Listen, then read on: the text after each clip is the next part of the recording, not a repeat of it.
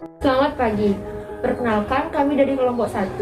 Hari ini kami akan mempresentasikan materi tentang jaringan komputer. Perkenalkan, nama kelompok kami yaitu Amir Fadilah nomor absen 5, Gusti Ayu Putuni Ranjani Pinatih nomor absen 10, Michael Peter Milano Makalegi nomor absen 23, Niputu Nadia Fira Yunita nomor absen 28, Wahyu Seno Prasetya nomor absen 32. Internet dan jaringan lokal. 1. Perangkat jaringan. Jaringan komputer adalah sekumpulan komputer individu yang dihubungkan dengan menggunakan protokol TCP atau IP.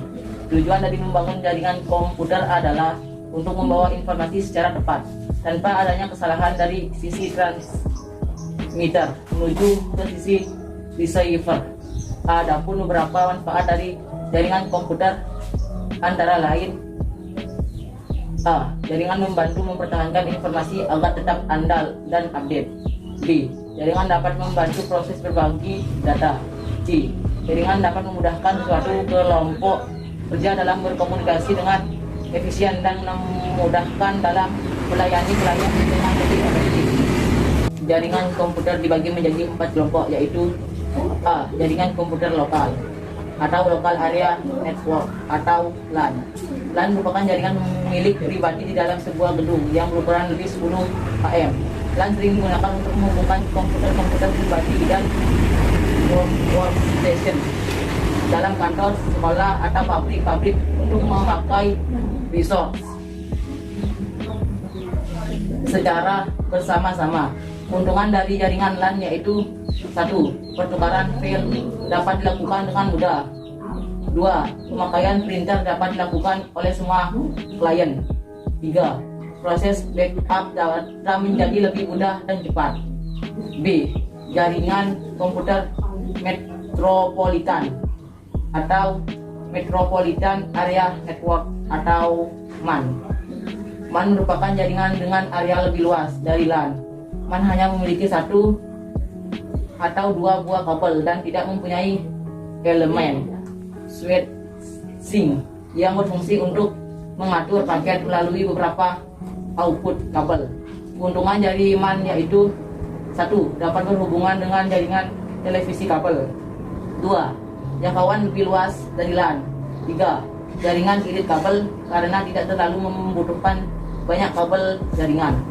C. Jaringan komputer skala luas atau Wide Area Network atau LAN atau WAN. WAN adalah jaringan yang mempunyai jangkauan area sangat luas, misalnya antar pulau, negara, benua, bahkan keluar angkasa. Keuntungan jaringan WAN yaitu: 1. Server kantor pusat dapat berfungsi sebagai bank data dari kantor cabang. 2.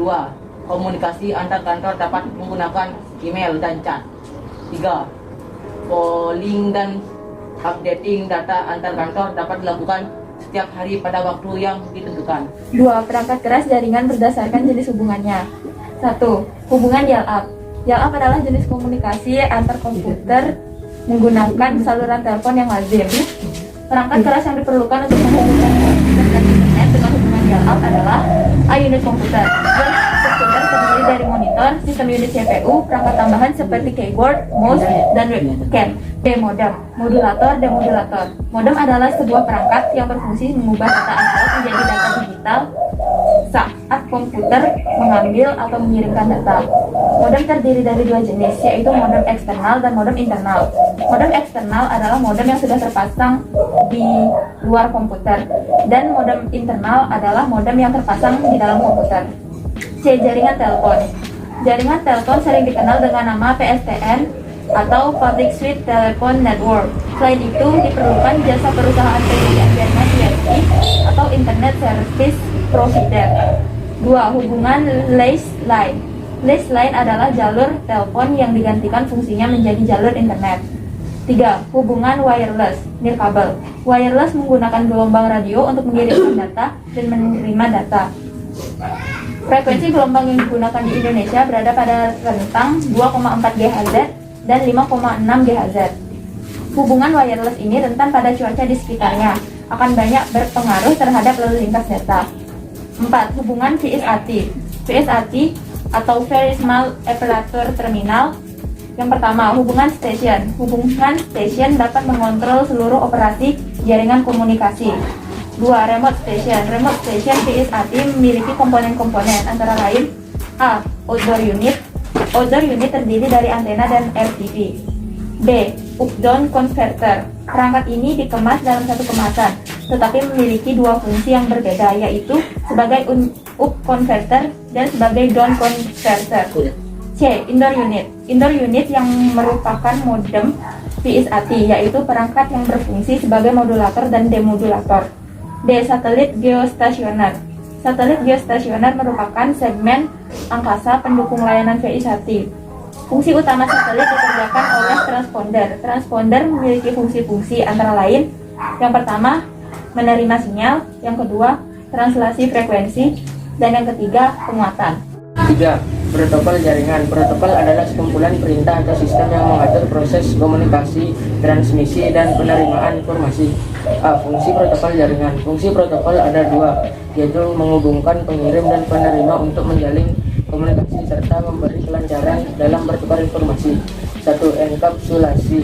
Enkapsulasi berfungsi sebagai pelengkap informasi yang dikirim data-data tersebut ditransmisikan dalam blok-blok serta dikontrol oleh PDU atau protokol data unit.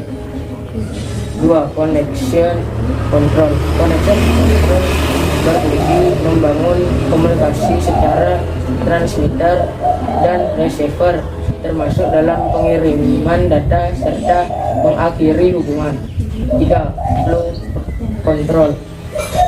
Protokol yang mempunyai fungsi flow control akan mengatur data dari pengirim ke penerima. Ia bekerja dengan membatasi jumlah data yang ditransfer.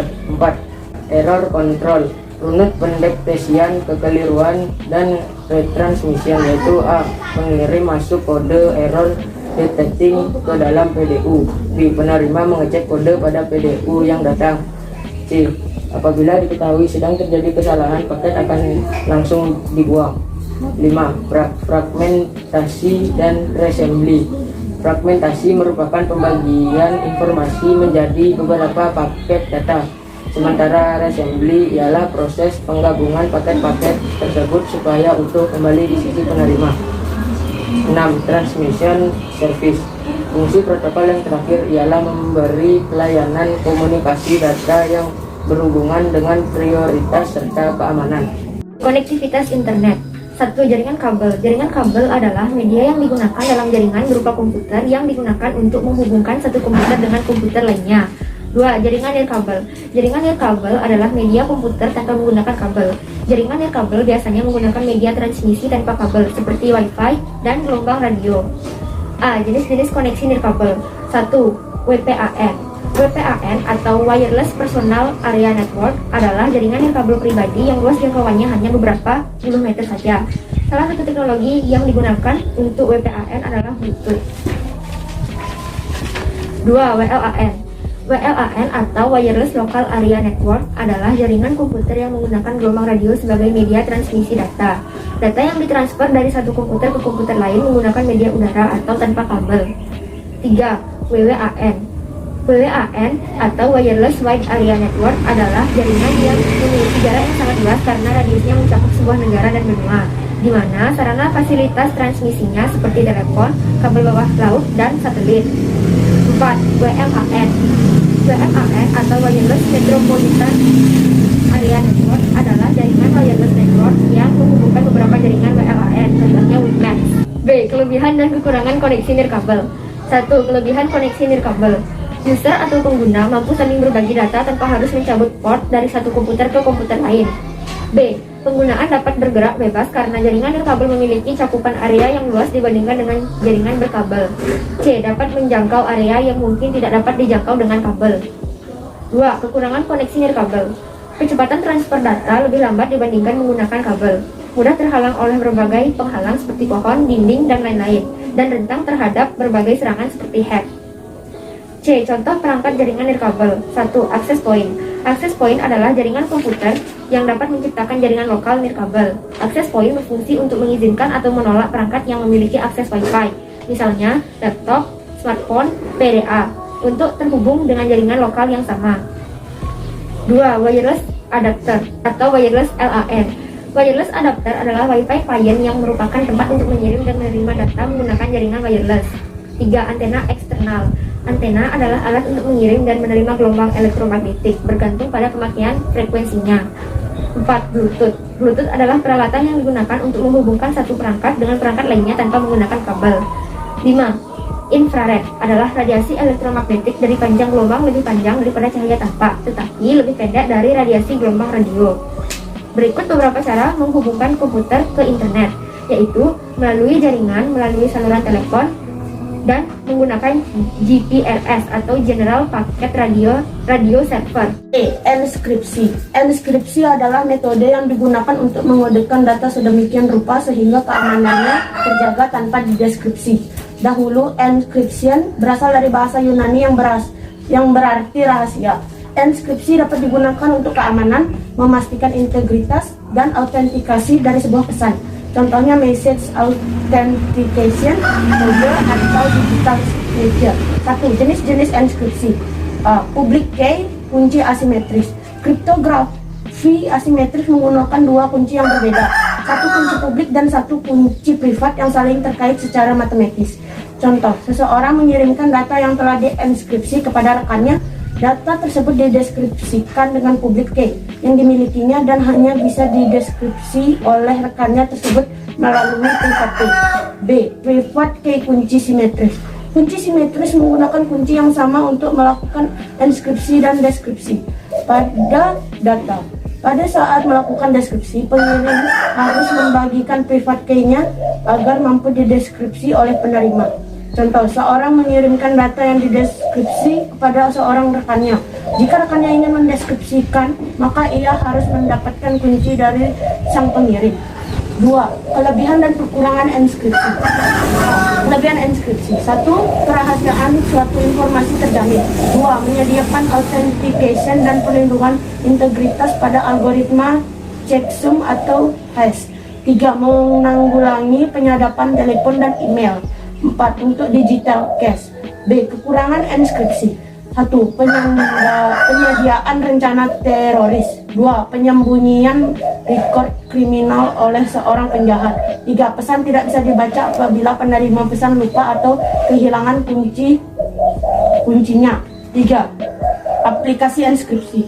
Sekarang banyak jenis aplikasi yang disediakan melakukan proses enskripsi. Contohnya A. AutoCrypt. B. Axcrypt. C. TrueCrypt. D. PenProtect. E. P. Encryption Suite. Sekian presentasi dari kami. Kami ucapkan terima kasih.